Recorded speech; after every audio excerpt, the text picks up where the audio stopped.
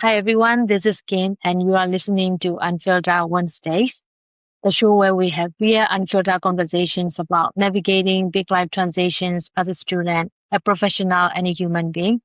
Today's episode is about what it looked like to build something real while you are still figuring everything else out.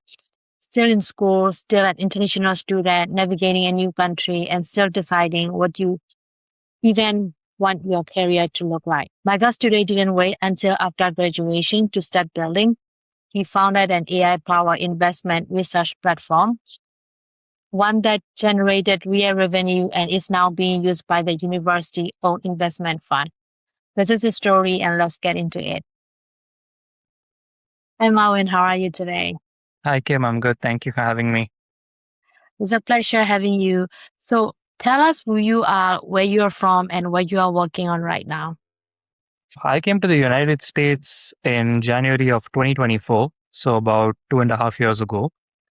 I came here for my master's in finance, which I pursued at the University of Massachusetts, Boston. And prior to this, I completed my undergraduation in a city called Chennai, which is also where I'm from.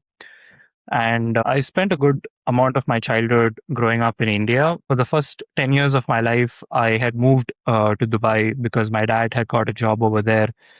And after about 10 years, 2013, we decided to come down. He still had his job, so he would visit us from time to time. But for the majority of my teenage years growing up, it was mostly my mom and my brother, and also my dad's mom as well, so my grandmother. Mhm. And they had like a pretty significant impact on my life, in terms of my upbringing, cultural values, and even navigating life. Coming to the US was always a dream of mine. It's Mhm. something that I really wanted when I was still in high school. I always knew that, my calling was somewhere outside in the world out there, and I needed to really go out there and discover what I was really meant for. Having no connections over here, no family as such, Mhm. it's a lot of the times on you to build up connections and form your own network. So it was pretty challenging at first because I'm not the most outgoing person. In fact, 2 years ago, if you asked me whether I would be sitting for a podcast, I doubt if I would even say yes to it. But, just the whole experience of navigating life just goes to show how much coming overseas has really opened me up as a person. Okay, Marvin. Thank you for sharing. You have been outside of India. You grew up in Dubai as well. So I want to understand what was life like when you first arrived in Boston and what hit you that you did not expect. So, fortunately, my dad has happened to have siblings who stay outside of India as well in other countries. He has two sisters who live in the UK, and he has and I have an uncle who lives in Canada as well. So, I've been fortunate enough to visit those countries, spend some time with them. So, the Western life has had its exposure on me in that particular way. Mhm. One thing I did realize is that the culture of places closing early was not something that was expected when I had gone there for the first time. Usually my impression with Western life is because I lived in Dubai, is you have shops and you have restaurants all open till like 2 a.m., 3 a.m. But in the Western world, that's not how it works. People are very disciplined in how many hours they work and and from when to when do they want their shops running. So before I came to Boston, I was mentally prepared because I knew that, okay, this is one of the oldest cities in America. So there's not a lot I can probably expect in terms of nightlife and how people are over here. But I think when I first arrived, the most surprising part was because of the heavy jet lag. So when I arrived, the minute I checked into the Airbnb, I just slept all the way till about 10 p.m., 11 p.m. So never really expected, to find food or anything. And I was actually kind of hungry as well. So the only idea was that, all right, if I can't get any food, then worst case scenario, I just have to do Uber Eats or something like that. But to my surprise, there was actually a restaurant that was opposite my Airbnb that actually was open till about 2 a.m. or 3 a.m. So I was like, this is actually very surprising because, all the countries I've been so far, I've never seen this before. And I came with this preconceived notion that everything is going to be closed here, but it was kind of satisfying to see that, okay, there is somebody who has stores running all the way till about 3 a.m. And then, interestingly enough, I think even the way I perceive how people would be more responsive, how the city would be in terms of welcoming someone who's from another land. I think that was something I never anticipated as well, because it was a very heartwarming welcome everywhere I went. So, yeah, those are some of the few experiences that were not in my bingo card, but I was taken by surprise, but I was really happy as well with how it happened. I second that. You mentioned that you did AI power platform for the finance.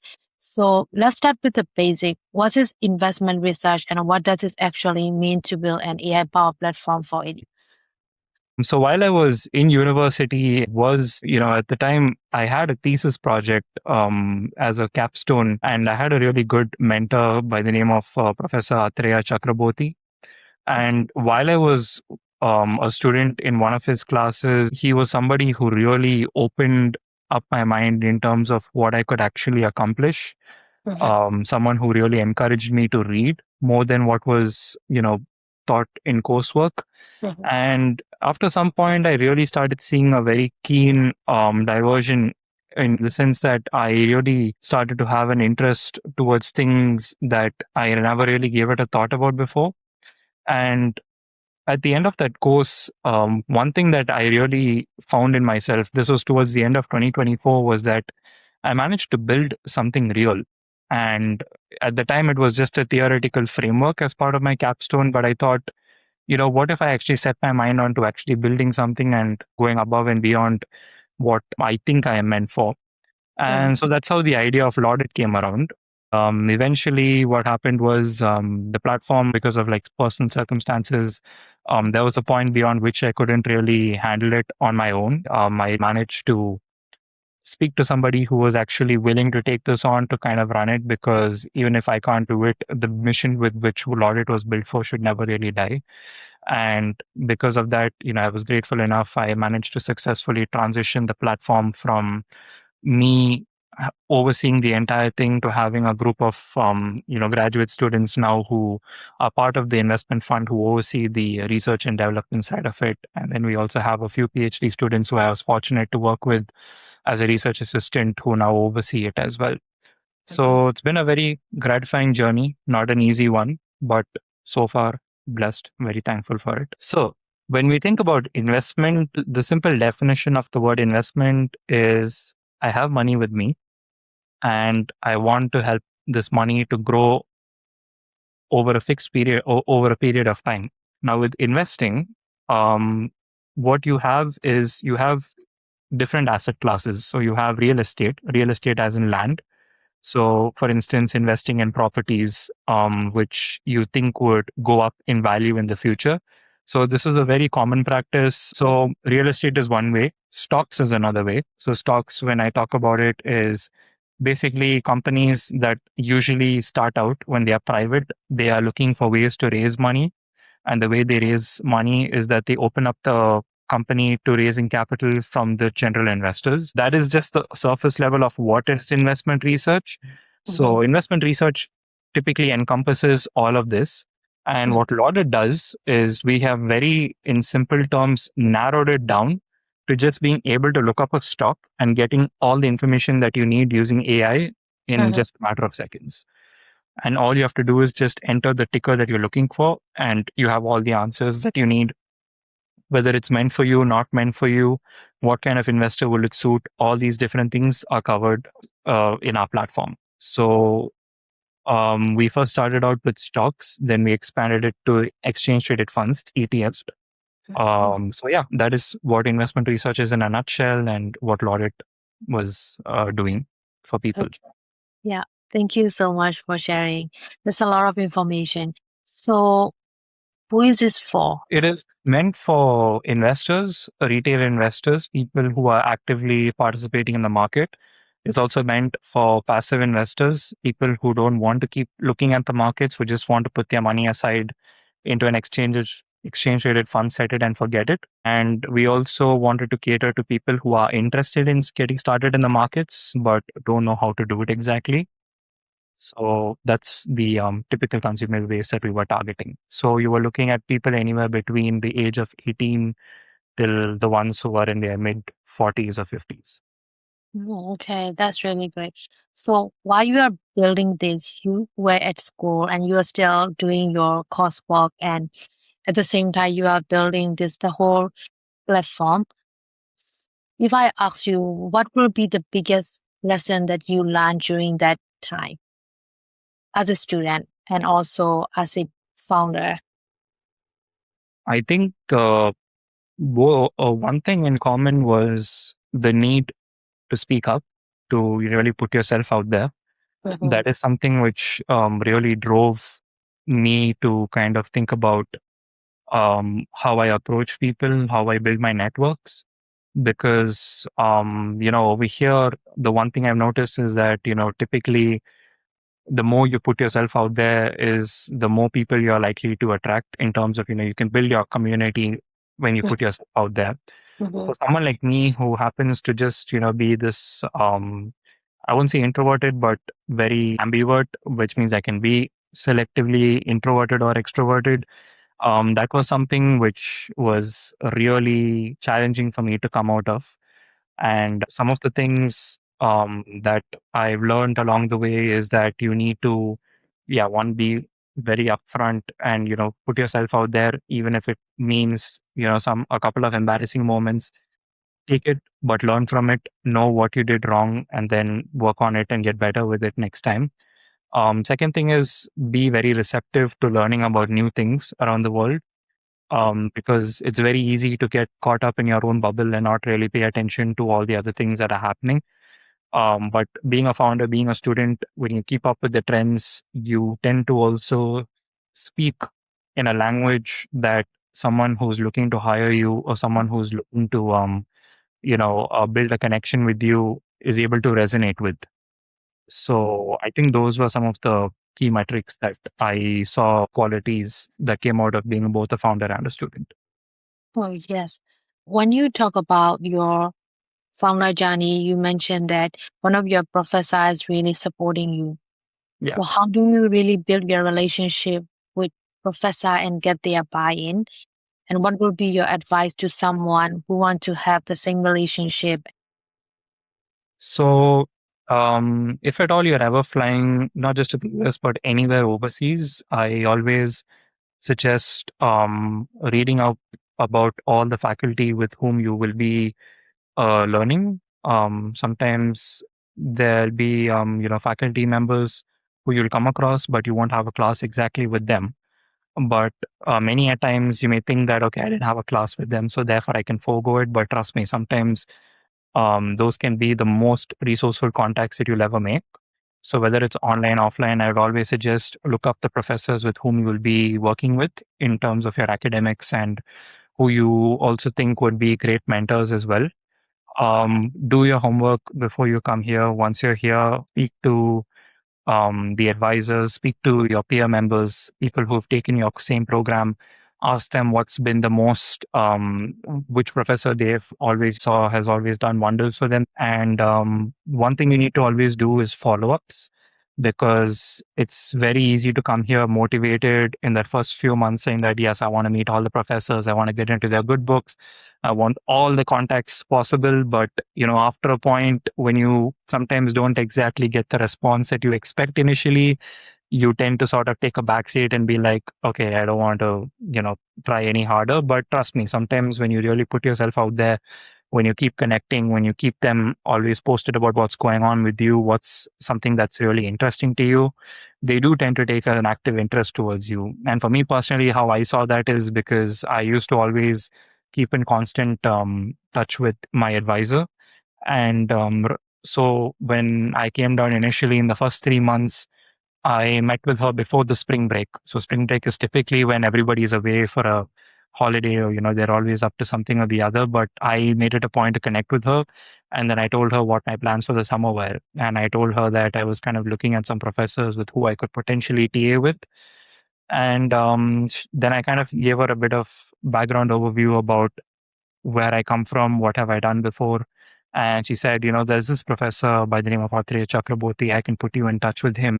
So I set up the call with him. I spoke to Professor Chuck for maybe 5 minutes initially, and what I did was I had this feeling after that call ended that I think this is somebody who is very, very resourceful, somebody who I think I will benefit a lot from. And so I just kept at it. I kept mailing him from time to time. I kept telling him that, hey, I know that you're going to do this course next semester. Could you tell me what it's about? What would be some of the learning outcomes? How do you think it can impact me or set me up for getting a job over here? And he used to write back to me and tell me that, yeah, so this is what happens. And then there were a couple of events where he was available in person. So I took the opportunity to go there. Sometimes I even set up some time alone to meet with him and to kind of understand what's going on over there. Because, sometimes when you meet online and when you meet offline, it makes a big difference. So yeah, what I would suggest to anybody who's coming here is know who you want to meet with and also keep constantly filling them up in the loop. Sometimes you may get answers that you were hoping for. Sometimes it may not pan out as you hope. But the most important thing I would say is to be consistent. Because if one door doesn't open up, definitely there's going to be another door that opens up. So it's always important that you just show up, stay confident, and know that whoever the professor is that you're meant to find as your actual mentor will find you in due time.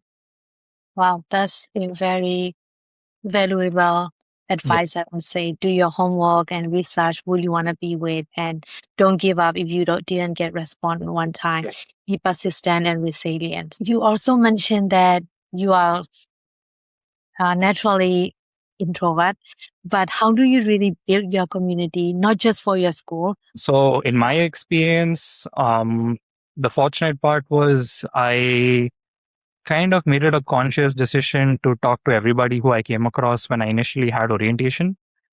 Because since I came around Jan 2024, it was sort of a New Year resolution that I made up that, this is all on me now. I need to kind of make the most out of this. So therefore, I'm going to do whatever it takes. And if people like me, they like me. They don't like me, that's okay. I will just talk to everybody. And that's how I kind of approached it with. And by doing so, I happened to find a few good friends as well along the way. And, you know, so in my opinion, I would always say just, keep an open mind, talk to everybody, any nationality. Mhm. It does get very hard for me also to take the conversations beyond a certain point. It's something that I still occasionally struggle with. But, the one thing I know is that I've done my best. And because of the fact that I like to have very different conversations, not just conversations about academia, but, conversations about pop culture, sports. I'm not a very big sports person, but, after coming here, I've tend to take a more active interest towards it so that whenever somebody talks about, a Red Sox game at Fenway, I know what exactly they're talking about, what's going on over there. So I would say, you know, for someone who's really introverted, it has to start somewhere. Sometimes you may be fortunate enough to find someone who really opens you up, someone you feel comfortable with, or sometimes you just need to be that change. In my life personally, I've been the change. And I've seen that kind of do wonders for me. And so that's kind of what brings me back to the point where, not just with friends, but I think with anybody in general, you sort of need to really kind of come out of your out of your shell and, try to do the best you can. It can be a bit exhausting. It can be daunting at times, Mhm. because you're always of this opinion that maybe I'm not up there, because sometimes you could be in a room where the most educated and the most brilliant minds are there, but you may feel that you don't really have the capability to be there. But, even if you don't really know what to add to that conversation, you can always be the most curious person in the room, just listening to everything that they have to say. And even if you can't add to the conversation, you can definitely ask more questions, and just being able to surrender yourself, being willing to learn about everything. I think those are two key traits that tend to take you very far. So being open-minded and being curious will really help Yes. you to open more conversation and to connect Exactly. with people. Was something about studying and building a career as an international student that people don't fully understand? It is a lot of work. Uh, Mm. it is not at all easy. If it was easy, anybody could do it. There are cases where people, can't really do it because they came here with a different mindset and they go back. There are some people who really try their best, But in the process they don't make it. And something that doesn't get talked about enough is the whole aspect of loneliness in a place like this, because no matter how open you are, outgoing, you can sometimes tend to feel that ounce of loneliness in some circles. I still do feel it at times when I try to go to a lot of social gatherings, and it eventually just comes down to this whole angle of being fully prepared for everything, but at the same time not being afraid to ask for help also if you really require it. Because when you're in an environment like this, most people tend to be emotionally independent, and so it's sometimes really hard to kind of tell what's going on at the back of someone's mind unless they really decide to be open and vulnerable about it. So if that is you, definitely talk to somebody about it. There's always the resources. It can be in your workplace, it can be in community circles like your church, or it can be among your friend group, in school with the counseling advisors who you have. Talk to people about it. Also, another thing I feel people never are truly ready for is the whole idea of being able to juggle so many things at once. That can actually at times really feel like it's slowing you down, and you feel like you're not doing enough. And also being able to handle rejection is something which I've seen can be a very hard thing to navigate, because I've had instances where I wake up in the morning, I would have probably put in like 100 applications to a job, but I get like 25, 30 rejections the first thing when I wake up in the morning and I look at my phone.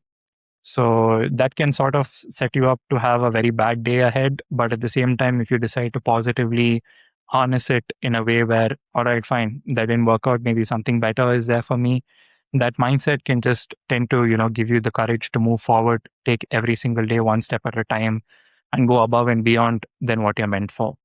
So it definitely takes a lot being an immigrant over in a Western world where you have to figure everything out by yourself. But is it fully worth it? 100%.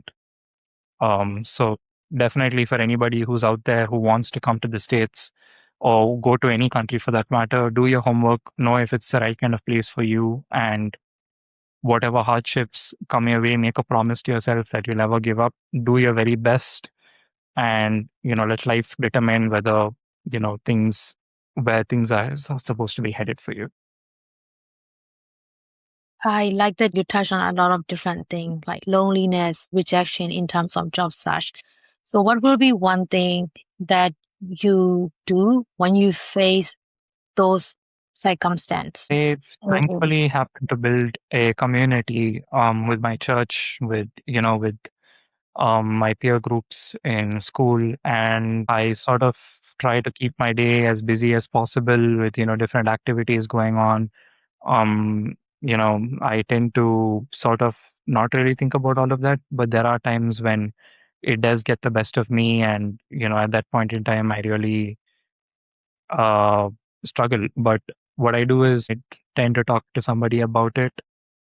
Me personally, I'm a very spiritual person, so I do pray about it. So that is something I do encourage people as well to do if at all they ever feel their connection or their calling with God. There's this really old saying my mom used to say, where it's an idle mind is a devil's workshop. So just try not to have an idle mind as much as you can.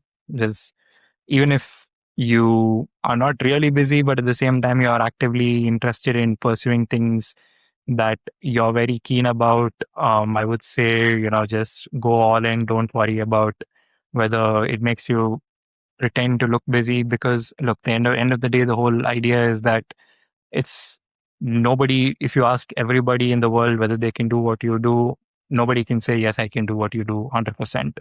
There are some things they may be able to do, some things they won't be able to do, but end of the day, this is your story, this is your life, and you are the one who's kind of sitting in the spot determining where exactly does my life need to go, whether that's navigating a job, a relationship, anything for that matter. You're the one who's in charge of your story. So you need to sort of always remind yourself, what did it take for you to come here? And whether, if at all, you decided to withdraw from it, would it have a beneficial impact on you, or whether it would be one of the worst mistakes that you've ever made, that is ultimately something you need to ask yourself. And that's something that I always ask myself every time I go through a phase of loneliness. So, I feel that urge to sometimes give up and go back. It's that, what did it take for you to come here? Remind yourself about that, and remind yourself of the people back home who've wanted this opportunity, but just because they don't have the resources for it, they were never able to be here in the first place. That's personally how I navigate these kind of instances. That's beautiful. So, what's the question nobody asks you about your journey that you wish they will? How are you doing? That is something I wish people really ask more of, because, and I think if we had more conversations openly about how we're really going through, I think that would also be something really beautiful, because end of the day, that's what makes us all human. We're all social beings. We're not meant to do life alone. And sometimes, people tend to have this misconception that, oh, you're in an overseas country. What's it for you? You have the best life out there.